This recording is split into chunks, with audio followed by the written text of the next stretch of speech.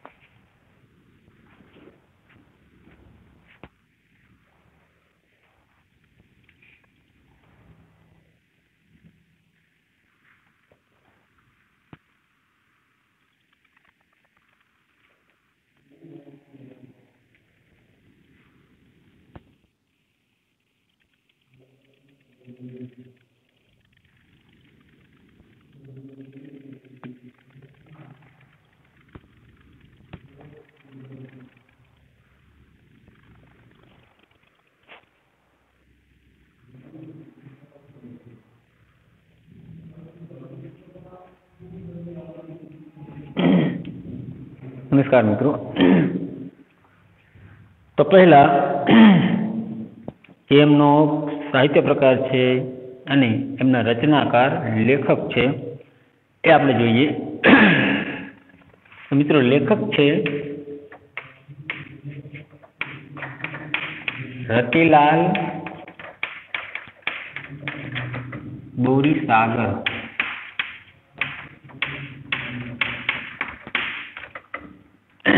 અને આમ જોવા જઈએ મિત્રો તો એક ચોક્કસ ભાગ આપેલા હોય છે કે જે નિબંધ જે છે અથવા તો જે કોઈ એવી બાબત છે જે સંદર્ભમાં આપણે નિબંધ હોઈ શકે છે અથવા તો હાસ્ય નિબંધ હોઈ શકે છે અથવા તો નવલિકા હોઈ શકે છે સાહિત્ય પ્રકારમાં.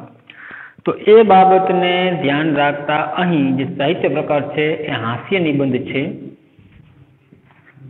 તો સાહિત્ય પ્રકાર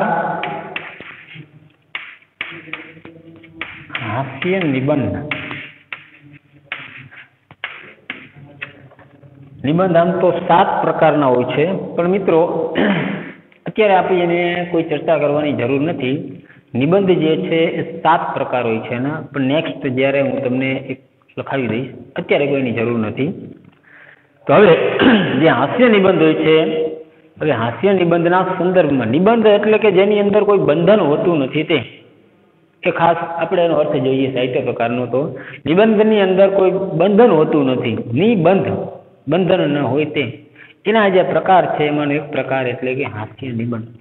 તો આ વાર્તા, આ કથા દ્વારા આપણને એક હાસ્ય નિષ્પન્ન થતું હોય એ બાબતથી દ્રષ્ટિગોર કરે છે. એટલા માટે જે સાહિત્ય પ્રકાર, આ જે પાઠ છે એનો પ્રકાર કેવો છે તો હાસ્ય નિબંધ છે. એના રચનાકાર કે જે રતિલાલ બોરીસાગર છે. તો ઘટના એવી બને છે મિત્રો, ટૂંકમાં તમને જણાવું છું કે જ્યારે પણ કોઈ વ્યક્તિ કંઈક ઘટના એવી બનતી હોય છે તો એ ઘટનાને આમ કેમેરામાં કેદ કેમ થઈ જતી હોય, કાયમી ઘર કરી જતી હોય, તો એવી ઘટના અહીં એક આપવામાં આવેલી છે.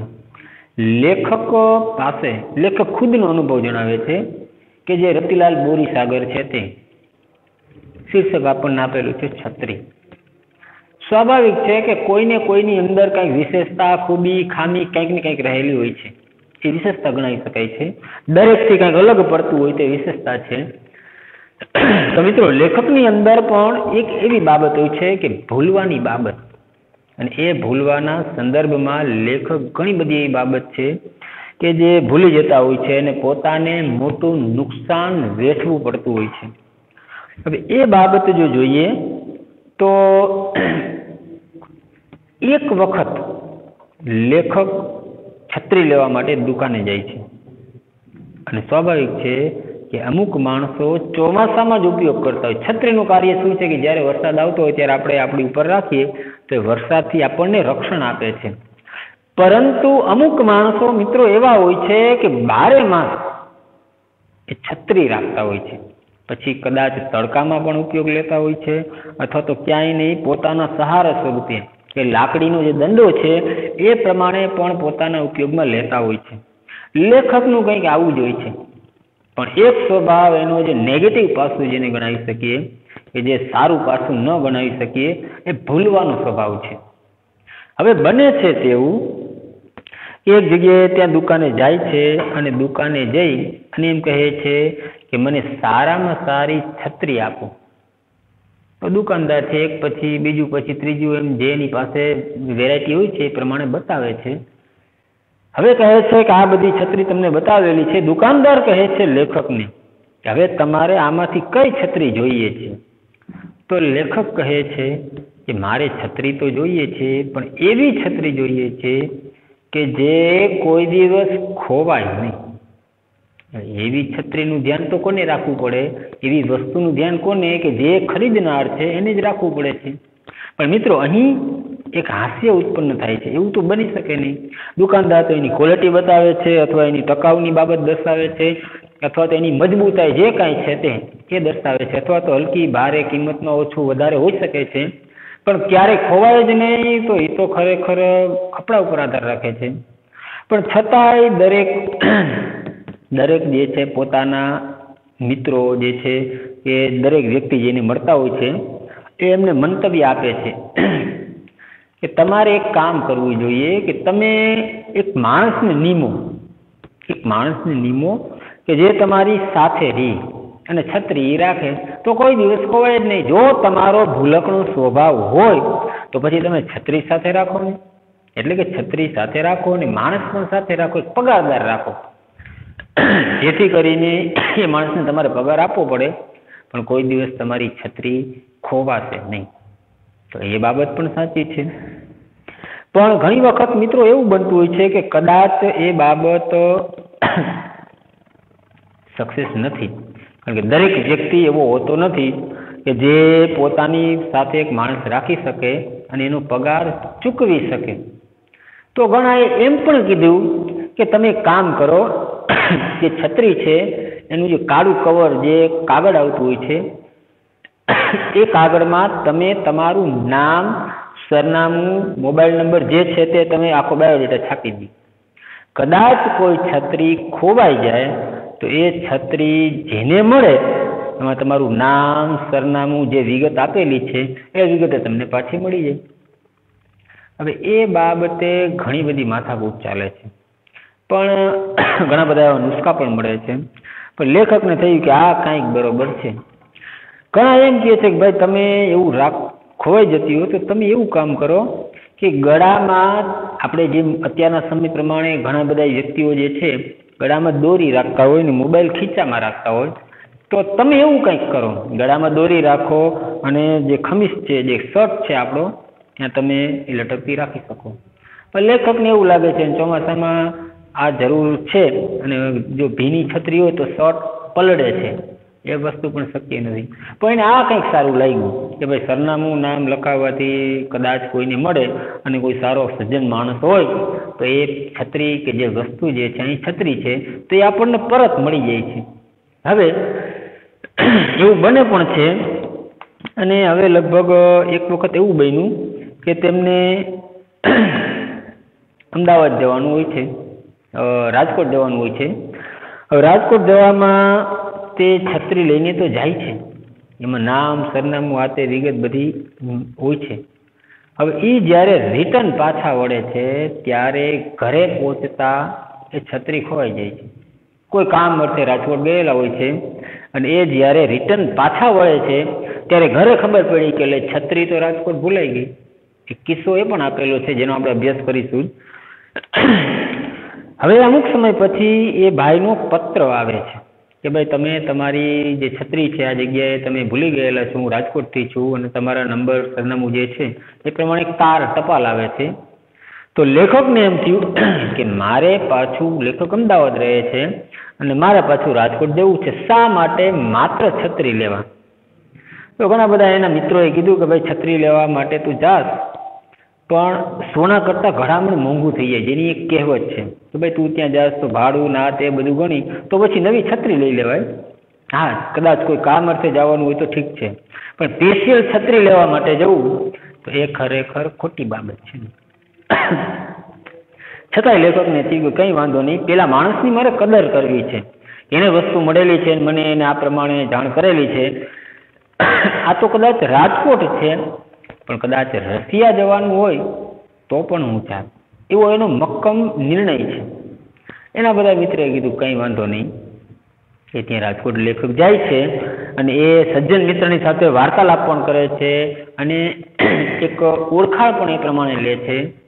બધી વસ્તુ થઈ જાય છે અને છત્રી લઈને જ્યારે રિટર્ન પરત જ્યારે પાછા આવતા હોય છે અમદાવાદ તરફ, પોતાના મુકામ તરફ જ્યારે પાછા આવતા હોય છે ત્યારે જે બસમાં બેઠેલા હોય છે લેખક રતિલાલ બોરીસાગર, એ જ બસની અંદર છત્રી પાછા ભૂલી જાય છે અને ત્યાંથી પાછા ઘરે આવે છે. ત્યારે એને તો ખબર નથી, પણ એમના પત્ની પૂછે છે કે તમે જે વસ્તુ લેવા માટે ગયેલા હતા એ છત્રી ક્યાં? તમારા હાથમાં તો છે નહીં. ત્યારે લેખક કહે છે ઓ છત્રી તો હું બસમાં જ ભૂલી ગયો. પાછા અમદાવાદના બસ સ્ટેન્ડમાં જાય છે અને એ બસનું ટૂંકમાં નંબર નામ જણાવે છે પણ એ છત્રી એમને મળતી નથી. એ સંદર્ભમાં રૂપિયાનો ખર્ચો પણ ઘણો બધો થઈ જાય છે અને છત્રી એને નથી મળતી તો નથી જ મળતી. એક બુલકનો સ્વભાવ છે, એ પ્રમાણે એક નિબંધ છે અને નિબંધ એટલે કોઈ બંધન વગરનું નથી હોતું, બંધન વગરનું નથી હોતું, તે એક હાસ્ય નિબંધ છે. તો એ મિત્રો હાસ્ય નિબંધની આપણે અત્યારે ચર્ચા કરવાની છે. પણ પહેલા આપણે જે લેખક છે રતિલાલ બોરીસાગર એનો ટૂંકમાં પરિચય મેળવીએ અને ત્યાર પછી આપણે એની શુભ શરૂઆત કરીએ. તો જોઈએ મિત્રો કે જે રતિલાલ બોરીસાગર છે, જન્મ 31/8/1938, જો કે અત્યારના હાલના સમયમાં તેઓ વૃદ્ધ છે. રતિલાલ મોહનલાલ બોરીસાગરનો જન્મ સૌરાષ્ટ્રના સાવરકુંડલામાં થયો હતો. સૌરાષ્ટ્રના સાવરકુંડલા ગામ છે ત્યાં એમનો જન્મ થયેલો હતો, ત્યાં અંડરલાઈન કરજો. જો કે હું તમને એક પેજ આપીશ મિત્રો, એ પેજની અંદર કવિ, લેખક અથવા એનું જન્મસ્થળ, ક્યાં ક્યાં પાત્રો છે, એમનો જન્મ ક્યાં કઈ સાલમાં થયેલો છે, લગભગ બાબત જે છે એક પેજ આપીશ. એ સંદર્ભમાં તમારે ઝેરોક્સ કરવાની થશે. એની અંદર 7 થી 8 માર્કનું પૂછાઈ શકે છે, એટલે પણ તમારા માટે IMP છે, ખાસ છે. તેઓ વર્ષો સુધી અધ્યાપક રહ્યા છે.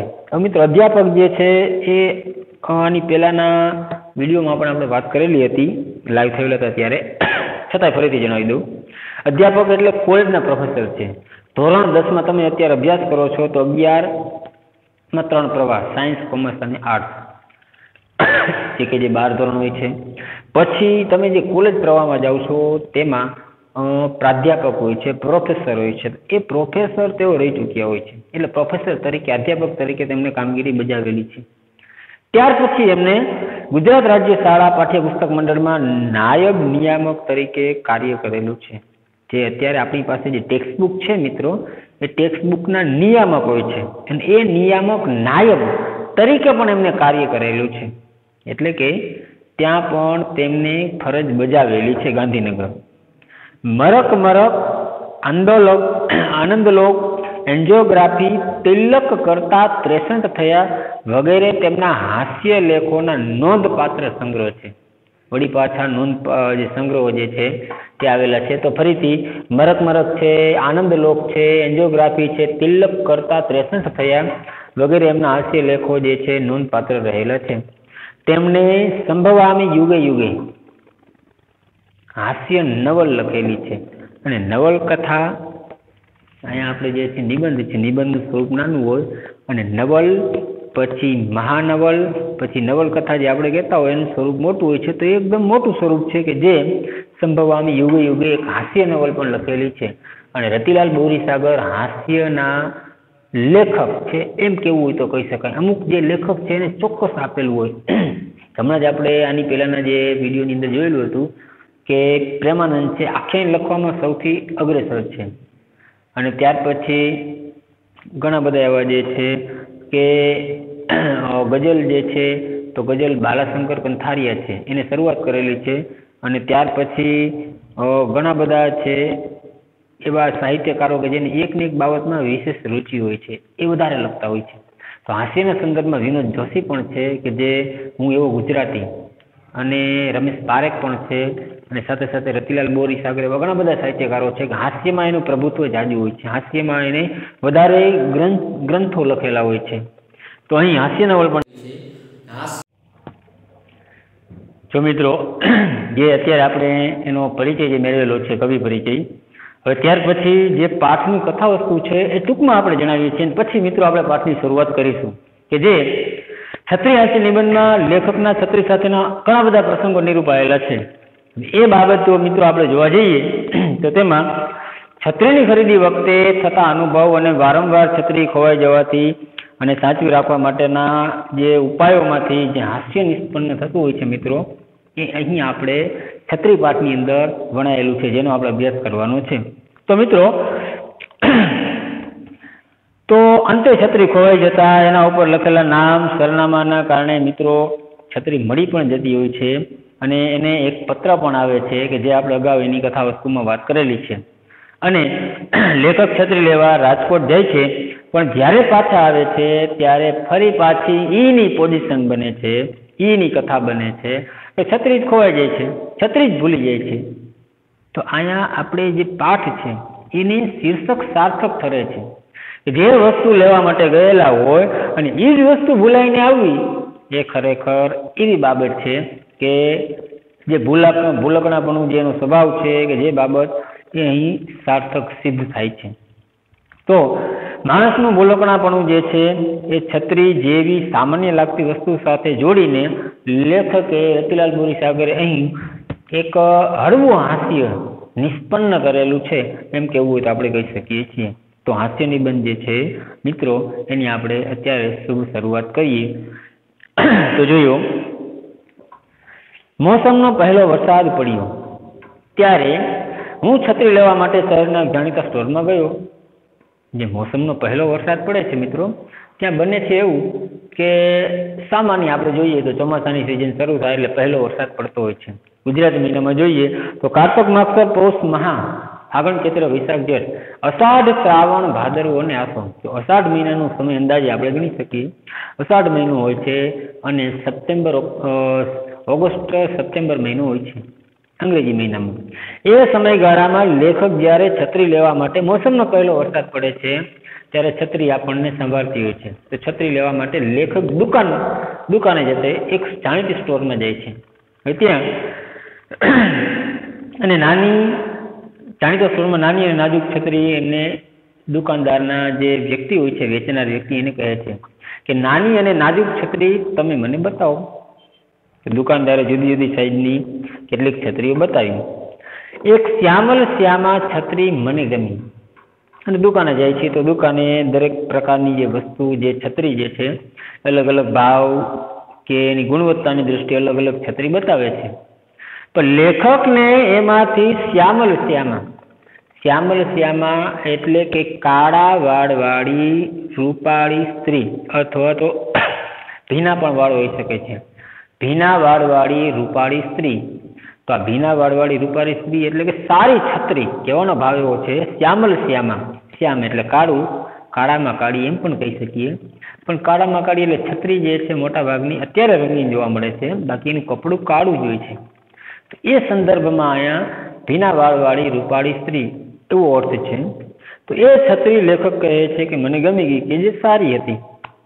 દુકાનદાર ક્યારનાય મારી સામે ધારી ધારીને જોઈ રહ્યા હતા. દુકાનદાર લેખકની સામે ધારી ધારીને જોઈ રહ્યા હતા કે કદાચ કોઈ માણસ આની જેવા પહેલા હશે, અથવા તો કંઈક બાકી હશે, અથવા તો જે કાંઈ પ્રશ્ન હોય, લેખકને રતિલાલ બોરીસાગરને મનની અંદર એવું થયું કે આ મારી સામે ધારી ધારીને શા માટે જોઈ રહ્યા છે. એની અંદર પણ વિચાર અલગ ચાલે છે, અને જે દુકાનદાર છે એની અંદર પણ વિચાર અલગ ચાલે છે. તો હવે લેખક વિચારે છે કે આ મારી સામે ધારી ધારીને જોઈ રહ્યા છે, શા માટે જોઈ રહ્યા છે, એનું પરિણામ શું છે, શા માટે, એનું કારણ શું છે. તો એને કંઈક યાદ કરવાનો પ્રયત્ન કરતા હોય એમ જોઈ રહ્યા છે, કંઈક યાદ કરતા હોય, લેખકની સામે ધારી ધારીને જોઈ રહ્યા હોય એવું વર્તન કરે છે દુકાનદાર. કોની સામે? રતિલાલ બોરીસાગર. કોણ છે? લેખક, કે એના છત્રી પાઠના, એની સામે જોઈ રહ્યા છે. લેખકને મનની અંદર વિચાર આવે છે કે મને એવું લાગ્યું કે કોઈ ગ્રાહક છત્રી ઉધાર ખરીદી કરીને ગયો હશે અને એ દેખાવમાં મારા જેવો જ હશે, એવું લેખકે વિચાર્યું, દુકાનદારે નહીં. લેખકને એવું થાય છે કે આપણે અહીંથી કોઈ છત્રી લઈને ગયો હશે અને એ છત્રી બાકીમાં લઈ ગયો હશે ને એ દેખાવે મારા જેવો હશે. જો મારા જેવો હોય તો હાલ એવું માનતા હશે કે આ જ વ્યક્તિ અહીંથી ઉધાર લઈને ગયો હશે, તો ઉધારના રૂપિયા લાવો અને પછી આ વસ્તુની ખરીદી કરો. એવું રતિલાલ બોરીસાગર જે લેખકને જણાય છે એના મનની અંદર આવો વિચાર કરે છે. તો અને એ વિચારે લેખક કહે છે હું પણ થોડો ગભરાઈ ગયો, મને એમ થયું કે આ તો મારી ઉપર કંઈક બીજી આફત ન આવી જાય, એટલે લેખક પણ ગભરાય છે. છત્રીના પૈસા આપી છત્રી લઈ હું જવા કરતો હતો, ત્યાં છત્રીના પૈસા આપી દીધા અને છત્રી લઈને હું જવાની તૈયારી કરતો હતો. એટલે કે છત્રી જે લેવા માટે આવેલા હતા અને કામ પતી જાય છે, પછી એ પોતાની ઘરે જતા હોય છે. પણ ત્યાં દુકાનદારે પૂછ્યું, દુકાનદાર કહે છે કે સાહેબ, એક મોટો શબ્દ વાપરે છે, એક માનભર્યો શબ્દ વાપરે છે. દુકાનદાર લેખકને કહે છે કે સાહેબ, અને પછી જો મિત્રો કાઉન્સમાં આપેલું છે અને જે કાઉન્સમાં આપેલું હોય છે એ ખાસ યાદ રાખવાનું છે. 3 બાબત અગાઉ પણ આપણે ચર્ચા એની કરેલી છે. આ એક નાટ્ય રસ જેવું છે, નાટ્યાંશ આપણે ગણાવી શકીએ છીએ. તો આ એક નાટક છે, અહીં ભજવવામાં આવે છે. તો અહીંયા જે છે હું કંઈ બોલતો ન હોઉં, હાથ ઊંચો કરું છું, માથું નીચે નમાવું છું, પગથી ચાલું છું, તો એ બધું કાઉન્સમાં આવે. અને એક આપણો આ પડદો છે, જે બોર્ડ છે, તે એની પાછળ કોઈ ઘટના કોઈ બોલતું હોય તો પણ કાઉન્સની અંદર આવે છે. અને બીજું તમને કહી દઉં કે અહીંથી કોઈક એન્ટ્રી કરતું હોય તો એન્ટ્રી કરે છે એટલે કે ચાલો આવું છું, એન્ટ્રી કરે છે તો પણ કાઉન્સમાં લખાય છે. અથવા મનમાં બોલતા હોય તો પણ કાઉન્સમાં લખાય છે. મનમાં એટલે સામેવાળી વ્યક્તિને ખબર ન પડે ત્યારે કાઉન્સમાં લખાતું હોય છે. તો આ 3 બાબત જે છે તે કાઉન્સમાં લખાતું હોય છે. તો અહીંયા લેખક મનમાં બોલે છે, વિચાર કરે છે કે કાકાને બદલે સાહેબ કહ્યું એ તો મને ખૂબ જ ગમ્યું. કાકા જે ઉંમર છે તો કાકા કહી શકે, પણ મને સાહેબ કીધું તો બહુ સારું લાગ્યું. પણ સાહેબ કીધું તો સારું તો લાગ્યું, પણ પરિસ્થિતિમાં જો કે આનાથી કંઈ ખાસ કંઈ ફેર પડે એવો ન હતો, એ જરાય સારું લાગ્યું નહીં. કારણ કે પરિસ્થિતિ એવી હતી, એમ કહે કે ભાઈ તમે તો અગાઉ આ છત્રી લઈ ગયા છો, ઉધાર લઈ ગયા છો, પહેલાં આની કિંમત ચૂકતે કરો, એ સારું લાગ્યું. એવો એને ભાવ, એવી એને ટૂંકમાં મનની અંદર એક વિચારસરણી ચાલે છે. એવું છે નહીં, દુકાનદારે કંઈ કીધું નથી, પણ લેખકને એવો વિચાર આવે છે મનની અંદર, માટે કાઉન્સમાં આપેલું છે. હવે કહે છે દુકાનદાર, તમે ગઈ સાલ છત્રી લેવા આવેલા ખરા? પ્રશ્ન પૂછે છે કે તમે ગઈ સાલ છત્રી લેવા માટે આવેલા ખરા? આવ્યા હતા? છત્રી લેવા માટે આવ્યા હતા? તો લેખક એનો જવાબ આપતા કહે છે કે ગઈ સાલ જ નહીં ભાઈ, પણ એની પહેલાની સાલે હું છત્રી લેવા આવેલો જ. હું તો ભાઈ દર વર્ષે છત્રી લઈ જાઉં છું, કારણ કે મારી પાસે જે એક નબળો પોઈન્ટ છે કે ભાઈ છત્રી મારી પાસે ટકતી જ નથી, છત્રી તો ખોવાઈ જાય છે. તો ગઈ સાલ જ નહીં પણ એની આગલી સાલે હું છત્રી લેવા આવેલો જ. તો ગઈ સાલની પહેલાની સાલે પણ મેં છત્રી ખરીદેલી, અલબત્ત એ બીજી કોઈ દુકાનેથી ખરીદેલી, તમારી દુકાનેથી નહીં. પણ કોઈ બીજી દુકાનેથી મેં ખરીદેલી, તો જેથી કરીને તમારી દુકાને હું આવેલો નથી, પણ હા ખરીદેલી છે ચોક્કસ, પણ અન્ય દુકાનેથી. પણ સાહેબ અમારી છત્રી એમ વર્ષ દિવસમાં તૂટી ન જાય. દુકાનદાર કહે છે કે સાહેબ તમે જે વાત કહો છો એ સાચી છે, પણ અમારી છત્રી એવી કોઈ નથી કે જે એક જ વર્ષમાં તૂટી જાય. અમારી છત્રી તો ખૂબ જ ટકાઉ હોય છે. અમારી છત્રી ખૂબ જ ટકાઉ હોય છે. તે હશે, હું ના નથી પાડતો. લેખક કહે છે કે ભાઈ તમારી છત્રી ટકાઉ હશે, એમાં હું કંઈ ના પાડતો નથી. તમે જે કહો છો એ બાબત સાચી પણ છે, એમાં મારે કંઈ લેવા દેવા નથી. એ તમે કહો છો એ વાત સાચી. તમારી છત્રી ટકાઉ હશે, તમારી છત્રી ટકાઉ હશે, પણ તમારી છત્રી મારી પાસે ટકતી નથી, ખોવાય જ નહીં એવી છત્રી તમે રાખો છો. તમારી છત્રી ટકાઉ છે એ વાત હું કબૂલ કરું છું, પણ તમારી છત્રી ખોવાય જ નહીં. તમારી છત્રી જે છે આખી ટકાઉ છે એ માન્ય રાખું છું, પણ ખોવાય જ નહીં આજીવન એવી છત્રી તમે રાખો છો. દુકાનદાર મૂંઝવણમાં મુકાય છે. આ તો કોઈ પ્રશ્ન છે કે છત્રી ખોવાય જ નહીં એવી છત્રી આપો એમ? તો દુકાનદાર કહે છે ભાઈ એવી છત્રી અમે રાખતા નથી, ભાઈ અહીંથી તમે પ્લીઝ નીકળી જાઓ. કારણ કે એવી છત્રી અમે નહીં, પણ કદાચ કોઈ પણ સ્ટોરમાં જશો, કોઈ પણ દુકાનમાં જશો તો આવી છત્રી તમને ક્યાંય નહીં મળે. એવી ખોવાય જ નહીં એવી છત્રી તો હોય જ નહીં. તો તમારે ધ્યાન રાખવું પડે. જે ગ્રાહક લઈ જાય છે એને ઘર સુધી અથવા તો જ્યાં મૂકતા હોય અથવા તો જે કંઈ એને ધ્યાન રાખવાનું હોય છે. એવી છત્રી ભાઈ અમે નથી રાખતા, અને હું માનું છું ત્યાં સુધીમાં એવી છત્રી કે એકેય સ્ટોરમાં નહીં મળે, ભાઈ એકેય દુકાનમાં નહીં મળે. અને જો તમારે એને ટકાવવી હોય તો તમારે એને સાચવવી હોય તો એવો ઉપાય તમારે જ શોધવો પડશે, એના સિવાય બીજો કોઈ વિકલ્પ નથી. તો હવે અહીં લેખકને જે કાંઈ છે પ્રશ્ન સંદર્ભમાં એ દુકાનદાર જવાબ આપે છે. લેખકને દુકાનદાર કહે છે, સાંભળજો કે આ પ્રમાણે કે એક રાજા છે અને રાજાનો કુમાર છે, રાજાનો પુત્ર છે. એને એવું વિચાર્યું રાજાએ કે ભાઈ મારો રાજકુમાર છે, મારો પુત્ર છે, એ કોઈ જગ્યાએ પગમાં કંઈ પહેરેલું ન હોય ને કોઈ જગ્યાએ ચાલે તો એને પગમાં કાંટો ન વાગવો જોઈએ. માટે મારી જે ધરતી છે એનું જે રાજ્ય હોય એ આખું રાજ્ય ચામડાથી મઢી દેવાનું. ચામડાથી મઢી દે એટલે સ્વાભાવિક છે કાંટો તો લાગવાનો જ નથી, એટલે કે પગમાં એને પીડા નહીં થાય. હવે એ બાબતે મિત્રો તમે જોઈ શકો છો કે જે વિચાર કેટલો શ્રેષ્ઠ છે ને કેટલો નબળો છે. એમાં કોઈ દરજીએ એને કીધું, કોઈ ભાઈએ એને કીધું ભાઈ તમે આવું કામ કરો છો એના કરતાં તમે એવું કામ કરો કે ભાઈ તમારે જો તમારું બાળક છે જે રાજકુમાર છે એમના પગમાં કાંટો ન વાગે તો તમે ચામડાના બૂટ સીવી લો, તો જેથી કરીને તમે કોઈ પણ જગ્યાએ જાઓ છો તો એમાં પગમાં પહેરેલા હોય છે તો કાંટો વાગવાનો કોઈ પ્રશ્ન જ નથી. ત્યારે એને એમ થઈ કે નહીં આ તો બાબત સાચી છે, આ વાત કરવા જેવી છે ને આ વાત તો ખરેખર ખર્ચો ઓછો છે, સમયનો પણ બચાવ થાય છે. તો આ બાબત તમારે શીખવાની છે કે ભાઈ છત્રી ટકે છે, છત્રી એ અમારો પ્રશ્ન છે, છત્રી ખોવાઈ જાય છે એ તમારો પ્રશ્ન છે, તમારે એનું સમાધાન કરવું જોઈએ. તેમાં કહે છે દુકાનદાર, લેખકને કહે છે રતિલાલ બોરીસાગરને કે પોતાના કુંવરને કાંટો ન વાગે માટે આખા રાજ્યની ધરતી ચામડાથી મઢી દેવાનો હુકમ કરનાર રાજાને એક માણસે કુંવર માટે ચામડાના બૂટ સીવી આપ્યા જે દર્દી હોય છે, તો એનો રસ્તો જે છે એનું સમાધાન થઈ ગયું. આવા કોઈ રસ્તા તો એનું સમાધાન થાય, પણ છત્રી ખોવાય જ નહીં એનું સમાધાન તો તમારે જ કરવાનું છે, એમ દુકાનદાર જણાવતા કહે છે. આગળ બીજી બાબત જણાવે છે, કદાચ રવિન્દ્રનાથ ટાગોરની વાર્તા છે.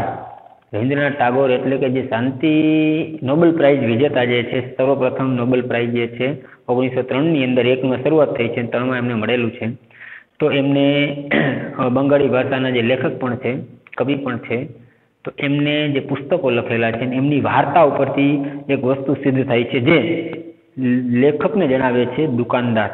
કહે છે જગતને સુધારવાના મિથ્યા યત્નો છોડીને પોતાની જાતને સુધારવાનો ઉપદેશ કવિવરે આ વાર્તા ઉપરથી આપ્યો છે કે ભાઈ આપણને જે તકલીફ છે તો આપણે સુધરવું જોઈએ, અથવા તો આપણે બીજાને સુધારવા માટે જતા હોય તો પહેલા આપણે ખુદ સુધરવું જોઈએ, અને બીજાને સુધારવાના મિથ્યા પ્રયત્નો કીધેલા છે. અને એવું કોણે કહેલું છે? રવિન્દ્રનાથ ટાગોરની વાર્તામાંથી એક બાબત સિદ્ધ થાય છે. તો બીજાને સુધારવાના જે પ્રયત્નો છે આપણે છોડી દેવા જોઈએ. પહેલા આપણે આપણી જાતને સુધારવી જોઈએ, અને એ જાતને સુધારવા માટે પહેલી બાબત તો એ છે મિત્રો કે આપણે આપણી જાતને સુધારવી હોય તો પહેલા તો આ કાર્ય આપણે કરવું જોઈએ કે જે બીજાને નડતરૂપ ન થવાને આપણે આપણી જાતને સુધારો કરી શકીએ.